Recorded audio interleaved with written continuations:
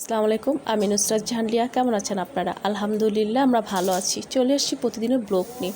আজকে চলে এসেছি রাতের বেলা যদি কোনো কিছু না থাকে বা ঝটপট যদি কিছু বানিয়ে খেতে চান, তাহলে এইরকম একটা রেসিপি করে নিতে পারেন। আসুন দেখাই, শেয়ার করছি আপনাদের সাথে, বিশেষ করে যারা ব্যাচেলার আছে তাদের জন্য।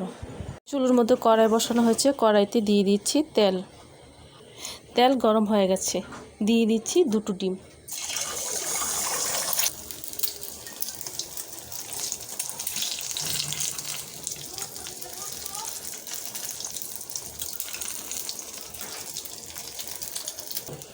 দিয়ে দিচ্ছি উপর থেকে অল্প করে লবণ। ডিমটা কিন্তু হয়ে গেছে, এখন আমি এটাকে তুলে নেব। ডিম ভাজা তেলের মধ্যে দিয়ে দিচ্ছি পেঁয়াজ, দিয়ে দিচ্ছি আলু, দিয়ে দিচ্ছি লবণ, দিয়ে দিচ্ছি হলুদের গুঁড়ি। লবণ আর হলুদটা আমি একেবারেই দিয়ে দিয়েছি। এখন এগুলোকে একটু ভালো করে ভেজে নেব।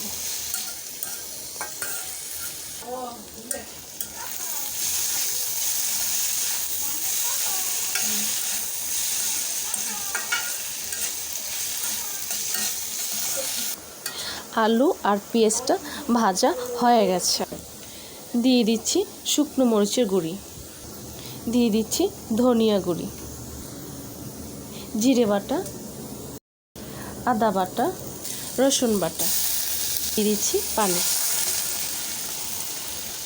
যেহেতু লবণ হলুদটা আগেই দিয়েছি, এখন আর দেব না।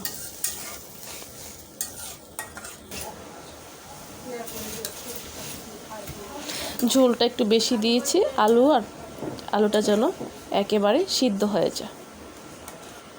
আর এতটা ঝোল কিন্তু থাকবেও না, অনেকটাই ঝোল শুকিয়ে গেছে। দিয়ে দিচ্ছি গরম মশলার গুঁড়ি,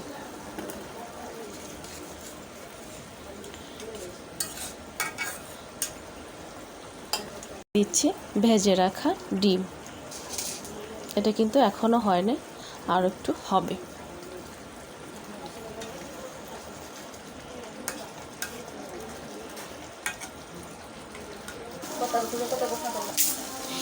একেবারে হয়ে গেছে, এখন আমি এটা নামিয়ে ফেলবো। ওদিকে আজান হচ্ছে।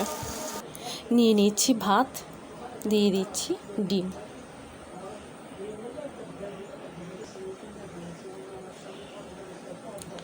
তৈরি হয়ে গেছে ডিম অমলেট।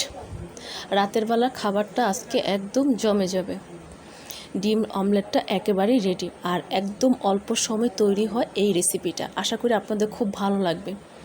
ঝটপট কিছু বানিয়ে খেতে চাইলে রাতের বেলা এরকম করে একটা ডিম অমলেট বানিয়ে খাবেন, খুবই ভালো লাগবে। ভালো লাগলে কমেন্টস করে জানাবেন, সাবস্ক্রাইব করে দেবেন, আমার পাশে থাকবেন আর আমাকে অনেক অনেক সাপোর্ট করবেন। আজ এই পর্যন্তই। সব ভালো থাকেন, সুস্থ থাকেন, আবার আসবো। আল্লাহ হাফেজ।